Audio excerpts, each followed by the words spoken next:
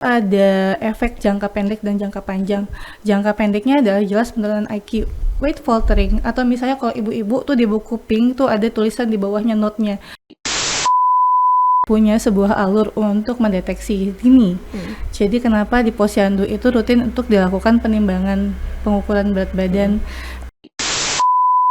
Dan bagaimana cara mencegahnya adalah rutinlah untuk datang ke posyandu.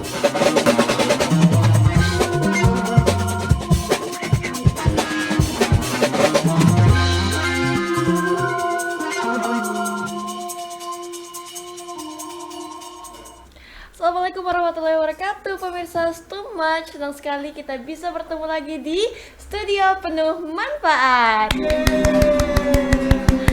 Iya, pemirsa Stumach nih makin semangat ya kita ya, bakal ada pastinya bintang tamu yang menemani Dea di hari ini yang penuh dengan keceriaan tentunya.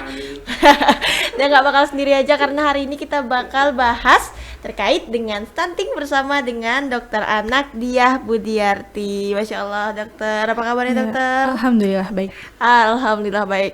Dokter, apa nih? Dokternya cantik. Waduh, Oke, iya terima teman kasih. saya bilang dokternya cantik nih. Saya kan dibilang cantik kah? Saya kan dibilang cantik. Oke, maksa. Ya, kita ngomong-ngomong soal stunting nih dokter. Di hari ini dokter, menurut dokter sebenarnya dari pandangan medis sendiri kan kadang ada teman-teman tuh yang kalau stigma masyarakat secara umum nih, stunting itu anak-anak yang tingginya kurang daripada orang-orang normal. Biasanya kadang juga stunting itu ini Lola nih kamu stunting kadang gitu ya. Iya dari sisi medis Bullying sendiri. ya, Iya jatuhnya betul, ya. jatuhnya bullying malah dokter. Tapi sebenarnya dari sisi medis sendiri stunting ini apa sih dok? Jadi gini, ini yang perlu dipahami bersama bahwa stunting itu definisinya nggak cuma pendek. Jadi stunting itu adalah tinggi per usia di bawah kurang dari minus SD, standar deviasi menurut WHO, yang disebabkan oleh yang pertama adalah poor nutrition atau nutrisi yang tidak adekuat, terus recurrent infection atau infeksi berulang, sama psikososial atau stimulasi yang kurang dari orang tua. Bagaimana cara orang tua memberi Buat anak makan. tuh hamil juga berpengaruh itu Betul, ya. ya itu semua juga berpengaruh. Jadi 3 hal itu yang utama yang menyebabkan stunting. Jadi nggak semua pendek itu adalah stunting.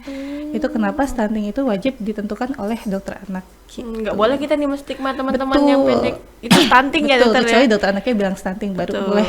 Tapi kan dia sudah besar nih dok, sudah Ya. SMA gitu. Ini kamu kecilnya stunting nih gitu. Gimana? Oh bisa jadi kita Bisa dokter jadi, ya. bisa Oh, jadi. Tapi itu bisa nggak sih dokter diatasinya setelah dia SMA atau kuliah gitu? Enggak ya? Makanya kenapa stunting itu harus kita temukan sejak dini dan bisa kita perbaiki.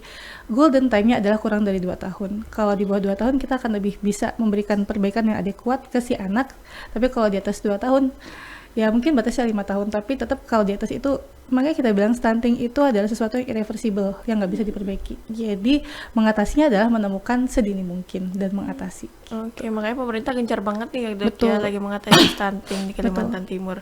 Tapi dokter kan stunting ini kalau orang-orang tahu cuman pendek, kadang Ya. anak-anak yang Lola gitu kan ya dok ya. Aduh kan tersebut. Betul.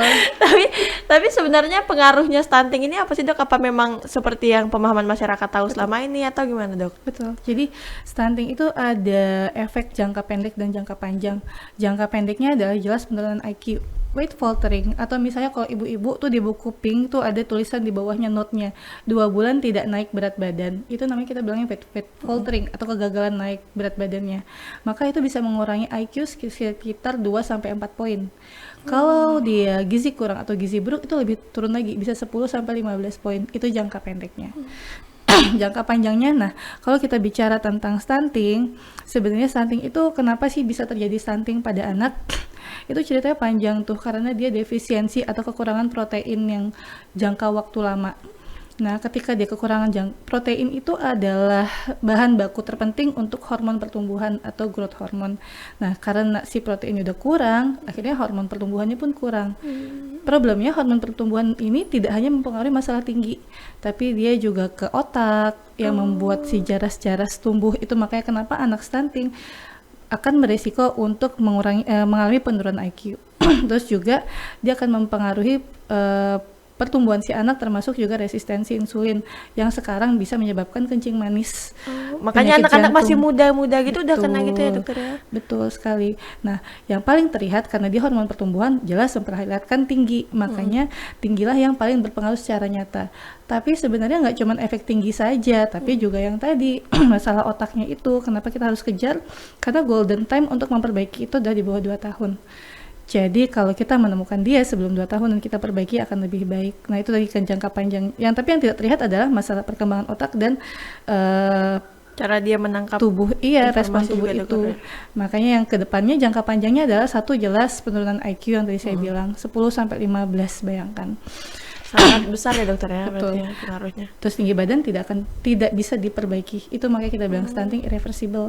Makanya saya kadang mikir, apakah sebenarnya orang-orang sekarang kita pendek karena dulu stunting? Bisa jadi. Karena salah satu juga tadi yang saya bilang, hormon pertumbuhan itu mempengaruhi termasuk kekurangan hormon pertumbuhan bisa menyebabkan kelainan jantung, kelainan metabolik, termasuk di situ kencing manis. Makanya mungkin peningkatan penyakit metabolik di zaman sekarang juga mungkin bisa jadi dari Karena sebelumnya anak-anak itu. zaman dulu Betul. terkena stunting bisa kurangnya. bisa jadi Kalau tuanya itu udah katakan udah stunting kan, tingginya nggak sesuai gitu. Ketika dia menikah, apakah anaknya pasti akan tinggi segitu apa tidak setengah gitu? Nah. Stunting yang dialami orang tuanya itu, ketika dia menikah punya anak, apakah anak yang tetap tinggi? tertular sama dengan- stunting juga Iya, gitu ya misalnya. Nah, itu namanya ada tinggi potensi genetik. Jadi kita akan menentukan berapa sih tinggi anak ini normalnya. Nah, itu tergantung dari tinggi orang tua, yaitu ibu dan ayah. Jadi kalau ibunya tinggi ya bisa jadi tinggi potensi genetik anak itu tinggi. Makanya kenapa sekali lagi untuk menegakkan stunting itu harus ke dokter anak. Karena kita harus tahu nih, ini pendeknya memang karena anak orang tuanya pendek atau karena ada penyakit yang lain. Itu juga bisa. Jadi kalau misalnya orang tuanya stunting terus dia pendek terus ibunya tinggi atau ibunya juga pendek, itu yang harus kita lihat. Dengan juga dokter anak menanyakan lagi apakah anak ini ada penyakit yang lain atau pemberian makannya sudah benar atau tidak. Nah itu di situ. Oh, tapi boleh nggak sih dok? Kadang kan ada anak-anak yang memang tubuhnya tinggi, tapi dalam dia menangkap informasi, habis itu dia berbicara dengan orang tuh susah juga. Itu apakah bisa dikatakan stunting juga itu dok? Enggak ya, berarti memang dia stunting ini fokusnya terhadap tumbuh kembangnya tadi ya dokter ya? Makanya tadi saya bilang efek stunting karena penyebabnya adalah karena kekurangan hormon pertumbuhan. Yang paling gampang terlihat adalah dari tinggi badan. Itu yang terlihat. Makanya kita pakai aturannya stunting itu dari pendeknya itu gitu. Oke. Jadi usia pernikahan kamu nggak?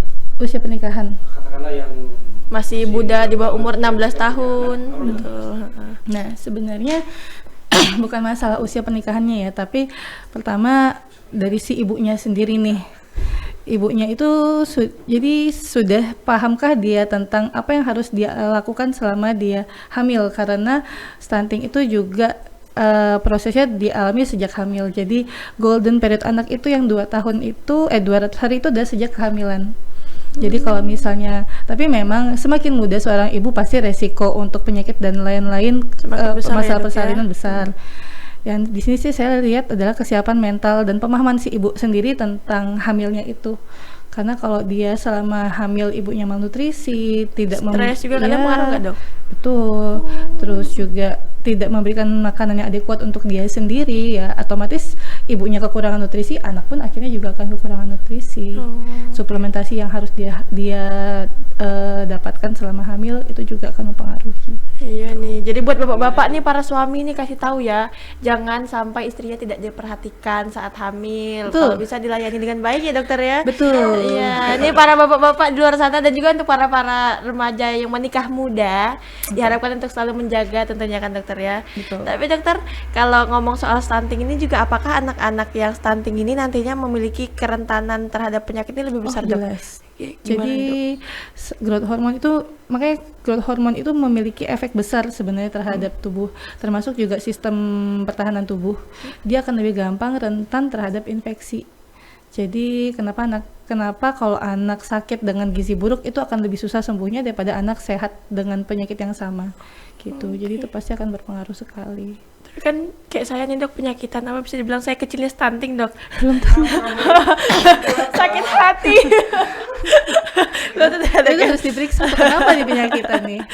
Enggak Enggak ya dok ya. juga. Jadi kerentanan itu juga ada pengaruh luar, cuman stunting ini berpengaruh besar terhadap Sangat besar. kerentanan terhadap penyakit Betul. ini dok ya. Tapi untuk produktivitas dok, apakah juga anak-anak stunting ini memiliki produktivitas yang lebih rendah dibandingkan anak normal ya dok Iya. ya?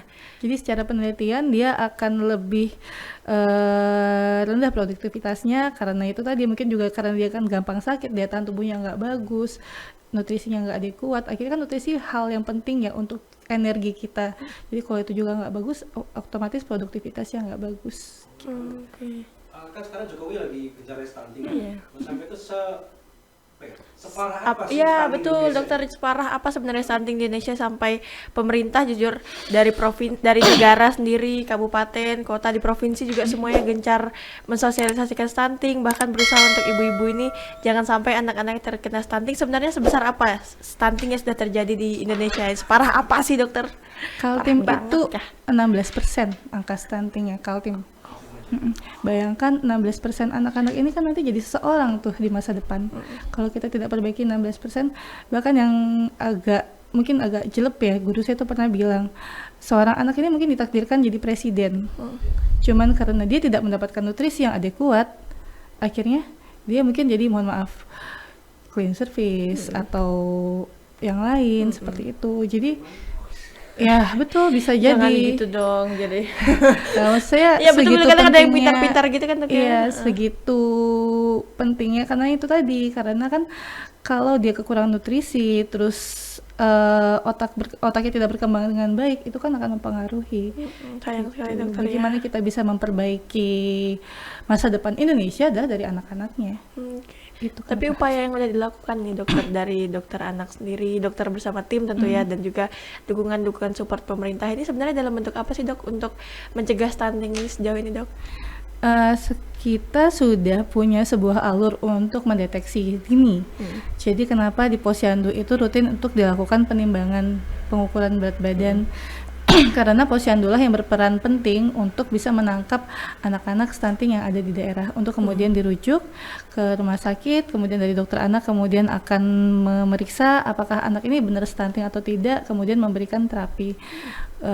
Di situ salah satu langkah upayanya yang lain yang jelas dengan edukasi, dengan seringnya seperti ini, acara seperti ini untuk memberikan edukasi ke masyarakat kenapa sih kita harus memperbaiki ini gitu. Terus juga dari pemerintah kan cukup besar ya dana yang digelontorkan, bahkan sampai jadi problematika lah seperti itu. Isu yang cukup besar Ya. pokoknya diangkat ya dokter ya. Banyak problematika seperti itu. Selain itu juga sebenarnya dari tahun 2020 kalau nggak salah pemerintah sudah memberikan Permenkes yang mendukung kalau seandainya seorang anak itu butuh bantuan nutrisi, sebenarnya sudah merupakan tanggung jawab pemerintah, termasuk pemerintah daerah. Kalau sekarang sih untuk yang saya tahu di Samarinda adalah seperti pemberian telur seperti itu.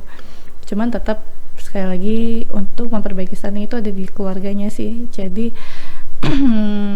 bagaimana sih keluarga, karena kan nggak cuma masalah makan yang diberikan, tapi bagaimana sih keluarga memberikan makan itu juga penting untuk mengatasi stunting. Kualitasnya gitu dok ya. Apakah katakanlah masyarakat Indonesia atau keluarga Indonesia ini belum memahami sebenarnya gizi mana yang harus diberikan pada anak sampai ada program seperti stunting begini? Ini fun fact, jadi kebanyakan, jadi kan saya bilang tadi penyebab stunting itu ada 3 secara garis besar. Nutrisi yang adekuat, artinya dia tidak memberikan makanan secara cukup. Yang kedua adalah infeksi berulang, misalnya kayak pasien-pasien alergi susu sapi atau pasien jantung yang dia butuh kalori besar. Yang ketiga adalah stimulasi yang kurang, termasuk di sini adalah proses pemberian makan. Ini jadi saya banyak banget, hampir 70% pasien yang saya temukan di praktek itu penyebab stuntingnya nggak cuman ke orang tua yang berpenghasilan cukup rendah, tapi juga cukup. Kenapa? Karena itu tadi praktek pemberian makan yang salah. Oke. Ya betul. Kadang Anaknya anaknya cuma mau dikasih nyemil. snack aja, betul, dokter Terus ya. datang ke saya, anaknya nggak mau makan dok, cuma mau nyemil. Karena kenapa? Tiap jam dikasih cemilan. Kita yang dewasa aja kok tiap jam makan juga kenyang kan? Tiap jam Tiap-jam nyusu jajan kenyang. juga Iya. habis. Baru kadang Sedangkan- susunya nggak putus kadang dok ya. Betul. Padahal kan yang diutamakan anak di atas 6 bulan itu sudah bukan susu, tapi makan. Nah kalau itu prakteknya tidak benar, ya akhirnya anaknya kurang mendapat nutrisi yang cukup gitu. Oke. Sayang anak ya? Sayang anak, iya anaknya nangis gitu kadang sampai tantrum Betul, gitu dok. betul. Itu yang kadang sering terjadi dok ya. Ya, makanya pentingnya orang tua untuk tahu gimana sih memberi makan yang baik dan benar. Untuk anak, bukan hanya Yang kenyang baik dan benar. untuk Betul. anak ya dok ya. Betul. Tapi dok pernah nggak, kan ini juga pemerintah udah gencar, terus posyandu udah jalan, tapi ada nggak sih kasus yang dokter temui selama praktek di lapangan itu, orang tua yang dinyatakan anaknya stunting tapi tidak terima? Betul. Anak saya sudah makan tuh gimana dok? Pernah terjadi? Pernah.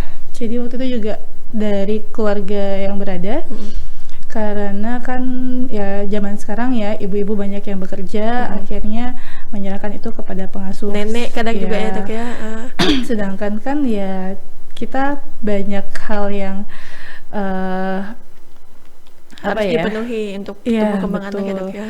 Jadi sebenarnya kalaupun kita nyatakan stunting kan itu adalah warning kita untuk bisa memperbaiki gitu. Jadi ya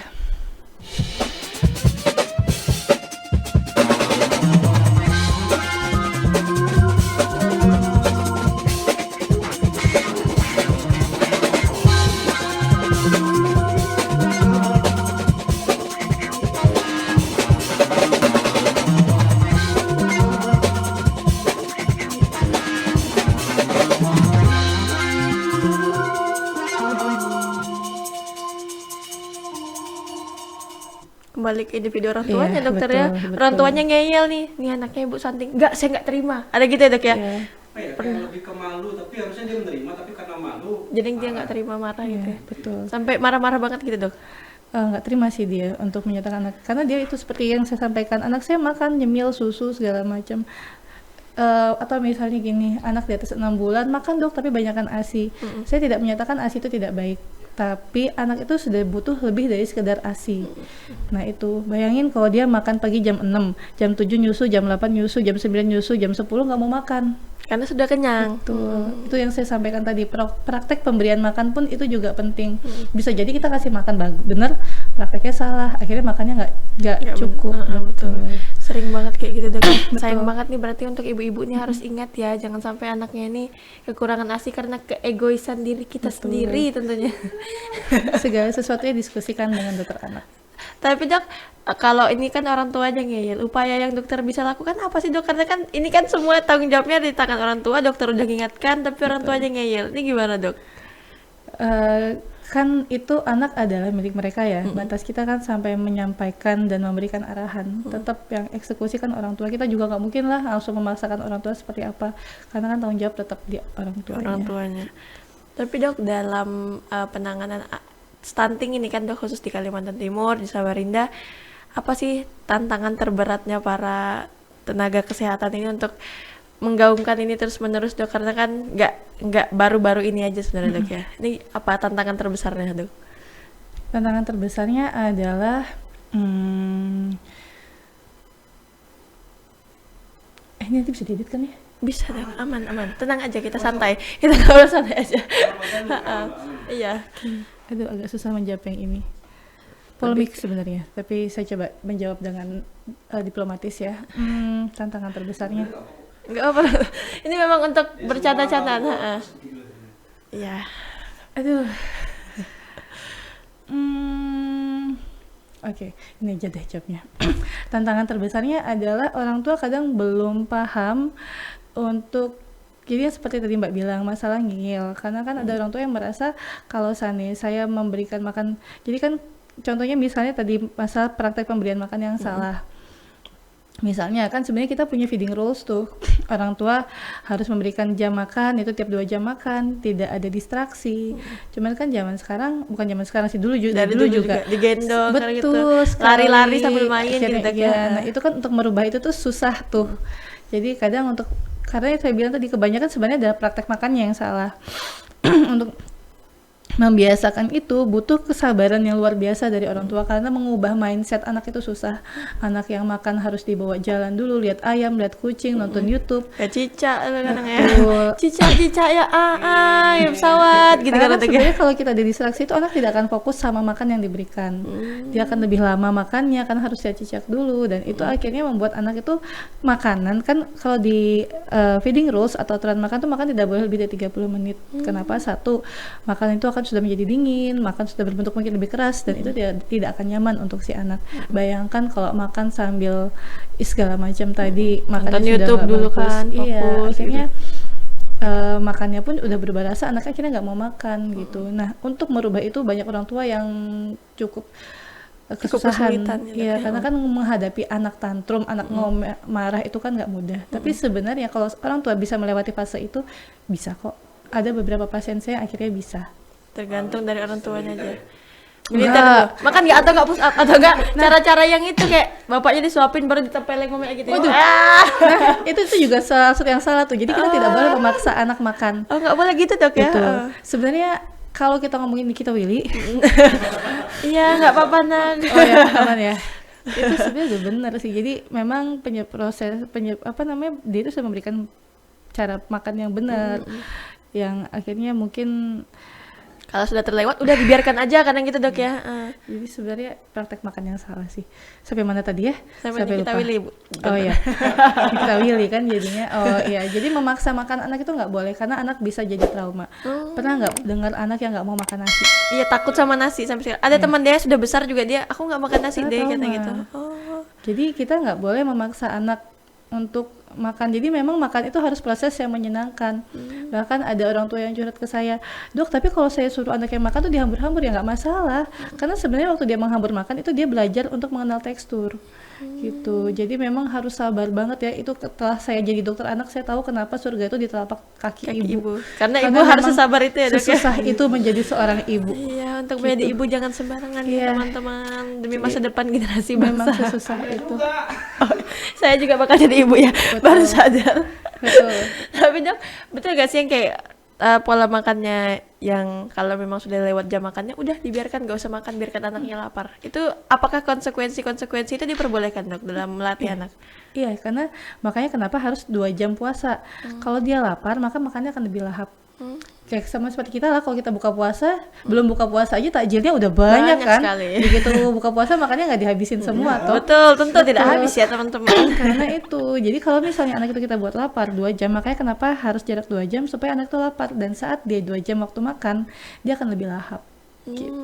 Tapi dok, makan makanan yang memang dianjurkan untuk anak ini perbaikan gizi ya, agar tidak stunting ini apa sih dok? Kan kadang anak yang sudah di judge bahwa ini anak nih stunting, tapi untuk perbaikannya menuju dia tidak stunting dan normal lagi ini apakah ada saran-saran makanannya dok? Jadi kalau untuk anak stunting maka kita akan perbaiki proteinnya. Seperti disampaikan tadi, penyebab utama masalahnya adalah defisiensi protein atau kekurangan protein. Jadi maka tata laksananya adalah menaikkan asupan protein.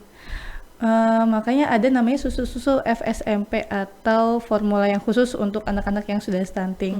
Itu dengan tinggi kalori, dengan protein yang cukup sehingga bisa meningkatkan asupan proteinnya. Atau yang gampang, ibu-ibu tuh biasanya kalau zaman sekarang nih ibu-ibu BB booster dengan double prohe, ya kan? Nah itu double protein hewani.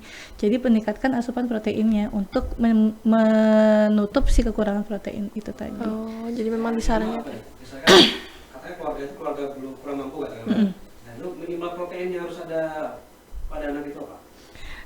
Jadi sebenarnya kebutuhan protein tiap anak tuh berbeda tuh tiap usianya. Sekarang sih gampangannya akhirnya karena untuk memudahkan kita bilang minimal 2 telur 1 hari. Tambahan ya, bukan berarti cuma makan 2 telur. Tadi misalnya makan pagi sore malam tuh ayam, makan malam sama pagi itu ada telur. Gitu. Untuk memperbaiki supaya tidak stunting tadi dokter ya. Untuk meningkatkan tingginya asupan protein tadi. Tadi kan dokter juga bilang kalau usia stunting perbaikan normal itu dari 1 sampai 2 tahun itu udah Golden periodnya. periodnya. Tapi kalau memang sudah lewat di masa 3 tahun, 5 tahun gitu dokter, apakah masih ada upaya nih untuk perbaikan? Dan juga pastikan orang tua juga kadang ada yang kayak di pedalaman-pedalaman, kita nggak menutup kemungkinan dok, orang-orang yang kayak di Mahulu misalnya yang memang tidak ada akses terhadap kesehatan. Apakah ada upaya yang bisa mereka lakukan supaya anaknya ini bisa tumbuh seperti anak-anak normal lainnya dok? Oke, pertama saya koreksi dulu, bukan dari 1 sampai 2 tahun, tapi sejak kandungan. Sejak kandungan sampai 2 tahun. Jadi pembentukan itu sudah dari sejak 36 minggu, pembentukan sinaps atau jaras otaknya. 2 tahun, kemudian 2 tahun sampai 5 tahun. Nah, jadi kalau untuk ini mencegah ya, memperbaikinya ya paling nggak seperti tadi rutin ke posyandu, itu jelas pencegahan utamanya, karena di posyandu kita akan memilah Kemudian kalau sudah ada tanda-tanda seperti weight faltering atau gagal naik berat badannya, atau misalnya stunting tadi, maka kita akan meningkatkan asupan proteinnya seperti yang tadi, misalnya menyarankan untuk menambah makanan seperti penambahan telur tadi, per hari 2 telur seperti itu. Jadi kalau sudah SD gitu tuh masih cuman bisa proteinnya yang terus ditambah ya dok ya? Iya, tapi tidak meninggalkan yang lain juga ya. Nanti makan protein tapi nggak ada zat besinya, jadi tetap harus ada yang mikronutrien itu. Oke. Tapi dia paling Iya. utama, dia pasti Protein. kalau sudah yang golden point-nya tadi nggak bisa dipenuhi, pasti dia tumbuh kembang untuk tinggi tubuhnya itu yang paling berpengaruh ya dok ya? Iya. Oh, berarti untuk Ya teman-teman memang penambahan tinggi setiap anak itu ada. Jadi setiap tahun itu ada penambahan tinggi. Tapi tidak akan seoptimal anak yang tidak stunting gitu. Oke. Tapi dokter sendiri ngeliat kan makin kesini orang tua itu makin banyak ya, sedikit-sedikit mulai sadar terkait dengan stunting. Dokter ngeliat sejauh ini perannya media massa ini gimana sih dok? Apakah ini sudah cukup membantu para nakes untuk mensosialisasikan terkait dengan stunting, atau masih ada nih upaya yang perlu kami lakukan supaya lebih gencar lagi stunting ini bisa lebih diketahui lagi oleh masyarakat, dokter? Menurut saya sudah cukup ya dengan promosi seperti ini, kan juga ini kan didengar oleh masyarakat luas. Jadi masyarakat luas pun juga akan lebih tahu sebenarnya stunting itu seperti apa, tata laksana seperti apa. Menurut saya sudah cukup sih. Mungkin juga dengan seperti acara-acara yang lain juga untuk membahas stunting. Jadi menurut saya untuk saat ini peran media sudah sangat cukup baik untuk membantu pemerintah dan tenaga kesehatan mempromosikan pencegahan stunting. Oke, teman-teman juga yang punya media sosial bisa bantu promosikan terkait dengan stunting ini supaya nanti untuk ibu-ibu muda, terkhusus untuk orang-orang yang ada di sekitar kalian, jangan sampai ada yang terkena stunting, karena ini berpengaruh terhadap masa depan bangsa kita ya dokter ya. Betul sekali. Iya, betul. TikTok jangan cuma dipakai. Betul. Ah, kan. Betul sekali. Sayang sekali dokter ya. Nah, dok, kan juga nih seperti yang saya sempat singgung tadi, Mahakam Ulu atau daerah-daerah pedalaman di Kalimantan Timur ini kadang mereka belum menyentuh yang namanya media sosial kadang dok. Kadang juga masih ada orang tua yang masih belum paham terkait dengan stunting nih dok. Apakah dari pemerintah juga, dari teman-teman juga sudah ada upaya-upaya untuk menyentuh teman-teman yang di pinggiran Kalimantan Timur ini dokter? Kalau pencegahan stunting kan program nasional ya, jadi saya rasa setiap Dinkes pun sudah punya program untuk menangani itu. Yang saya tahu seperti pemberian telur itu saya rasa Kaltim ya seperti itu. Jadi kalau nggak salah ada cara masak bersama di tiap puskesmas, itu juga program-program yang di dari tiap pemerintah. dok ya, posyandu kadang gitu ya, masak-masak sama-sama. Tapi pernah juga nih dok yang viral nih, masakan untuk anak-anak stunting tapi isinya tuh tidak mencukupi gizi, justru dok malahan dia kayak cemil-cemilan yang tidak berkualitas. Dan juga apakah ini nih ada memang aturannya seperti itu terkait dengan makanan-makanan diberikan saat untuk posyandunya, atau gimana sih sebenarnya dok? Ya, jadi ini merupakan, kalau kita juga lihat sebenarnya buku KIA, Yang pink itu dok ya? buku KIA yang terbaru itu sudah berbeda dengan buku KIA yang lama. Kalau buku KIA yang lama itu kan utamanya adalah pemberian kacang hijau, biskuit dan segala macam. Sekarang kalau kita lihat buku KIA yang terbaru cetakan 2020 ke atas, itu udah berubah tuh. Di situ ada resep-resep EPASI yang baik dan benar. Itu adalah salah satu upaya dari Ikatan Dokter Anak Indonesia untuk merangkul pemerintah supaya buku KIA itu juga lebih bermanfaat dan bisa menjadikan bahan edukasi untuk orang tua gitu. Jadi bukan cuma untuk mengukur tumbuh kembang anak aja dok ya di buku Makanya KIA ini. Betul, jadi kalau bisa ada pasien ke praktek, saya selalu tanya buku pinknya mana, kemudian kita bukakan, karena kadang nggak terbaca. Kadang di malas situ. ibu-ibu tuh Betul. kadang ya. Padahal Gitu, sayang banget ya dok ya. iya, padahal itu sudah ada di situ tuh panduan-panduan yang bisa diberikan. Jadi itu akan menyentuh, karena kan buku KIA dipakai di seluruh Indonesia ya. Jadi harusnya definisi dan isi itu sama mendaftarkannya. Jadi mungkin kalau tiap ke posyandu jangan lupa buka buku pinknya. Betul. Ya jangan lupa dibawa ya buku pinknya. Tapi dok, bisa nggak sih dibilang adanya anak stunting di dalam keluarga ini justru menambah beban keluarga dok? Kadang kan orang bilang, anak stunting butuh apa gizi yang lebih lagi nih dengan orang tua yang tidak mampu kayak gitu. Apakah ini juga bisa dikatakan seperti itu, atau memang program-program pemerintah ini justru memang membantu untuk mengurangi tadi resiko stunting kepada keluarga nih dok? Ya jelas kalau masalah beban, karena kan anak stunting adalah tanggung jawab bersama ya, tanggung jawab keluarga, orang tua dan pemerintah jelas. Dan saat ini pemerintah sudah berusaha untuk mengurangi stunting dengan berbagai macam. Contohnya seperti saya tadi bilang, harapannya dengan pemberian telur bisa meningkatkan asupan protein dari tiap keluarga seperti itu. Dan juga program-program seperti yang lain saya sampaikan tadi, masak bersama di posyandu ya, kalau nggak salah posyandu atau puskesmas gitu. Itu tujuannya itu. Jadi masyarakat paling nggak si anak pernah mendapatkan makanan yang pas, berkualitas sesuai dengan kebutuhannya dok ya. Kalau juga ini dok, dia kan ibaratnya masih muda nih dok, sebagai pastinya nanti juga menjadi ibu ya, betul kan? Iya kan, pasti nanti juga menjadi ibu. Langkah apa sih dok sebenarnya yang harus dia lakukan untuk mempersiapkan? Pastinya kan nggak pengen nanti punya keturunan yang stunting, yang iya betul, persiapan kehamilan yang harus dilakukan. Lalu apakah kita bisa mendeteksi di tubuh kita ini nanti akan mencetak seorang anak yang stunting nantinya nih dok, apa gimana dok? Oke, jadi ini juga pesan kepada semua pasangan muda atau pasangan yang mau menikah adalah pelajari apa yang harus kalian pelajari selama menikah. Karena mempunyai anak itu adalah sebuah tanggung jawab besar. Itu yang pertama. Kenapa? Kalau di luar negeri kan ada sekolah sebelum premarital course itu. Di sini juga sebenarnya ada ya, di KUA kalau nggak salah. Jadi itu harus benar-benar dipelajari, terutama bagaimana memberikan asupan makanan yang baik, bagaimana praktek makan yang baik untuk anak-anak. Dan jangan lupa untuk selalu check up selama masa kehamilan, terutama seperti yang saya sampaikan, perhitungan golden period itu sudah sejak hamil. Jadi kalau seandainya ibunya kurang nutrisi atau makanya dari hamil kan diberikan suplementasi seperti zat besi, karena itu juga berpengaruh untuk si anak. Jadi kalau rutinlah untuk selalu memantau kondisi kehamilan ke puskesmas, posyandu atau dokter spesialis obgynnya, dan juga jangan lupa untuk memberikan makanan yang cukup selama kehamilan dan suplementasi, itu penting. Oke. Jadi untuk mendeteksi lebih awal bahwa ibu ini berpotensi mencetak anak stunting itu nggak ada dok ya? Karena dia memang pengaruh selama kita hamil aja dok ya? Ya kalau seandainya ibunya makannya nggak bener nih, terus nggak pernah konsumsi vitamin yang sebenarnya sudah diberikan gratis oleh puskesmas, itu akan mempengaruhi jelas. Oh, jadi kadang bisa dibilang ibu-ibu yang nakal nih, sembunyiin vitamin gitu ya dok ya? Itu justru malah berpengaruhnya sama anaknya dok ya? Betul. Bahkan nggak cuma dari selama hamil, selama si ibu menyusui itu juga akan berpengaruh.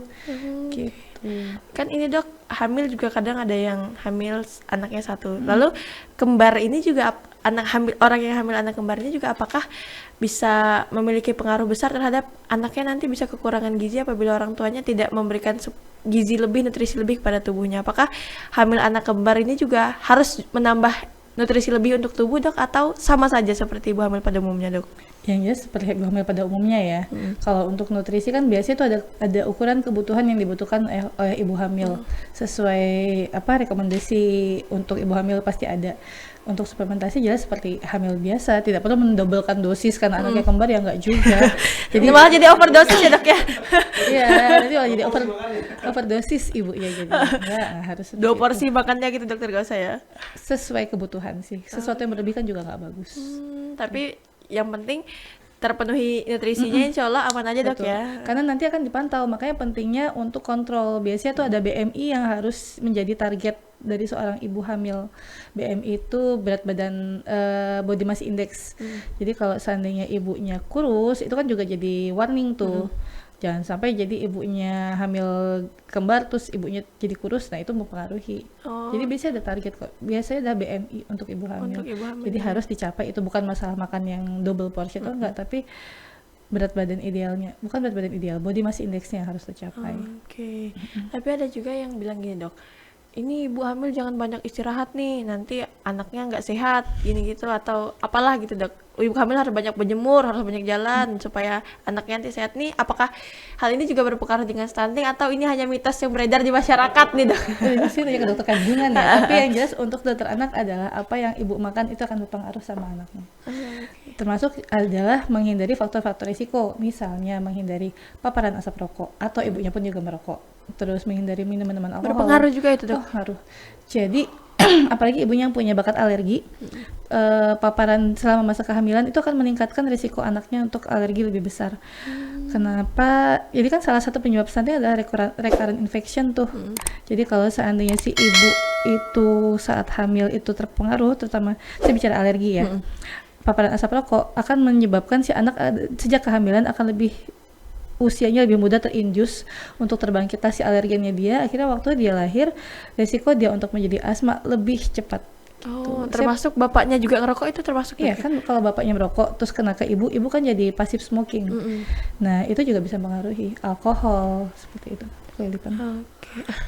Ya alkohol begitu ngaruh banget. Oke, ngeri banget ya dok. Iya. Berarti alkohol dan rokok ini sangat Betul, berpengaruh. betul. Tapi- Stop merokok.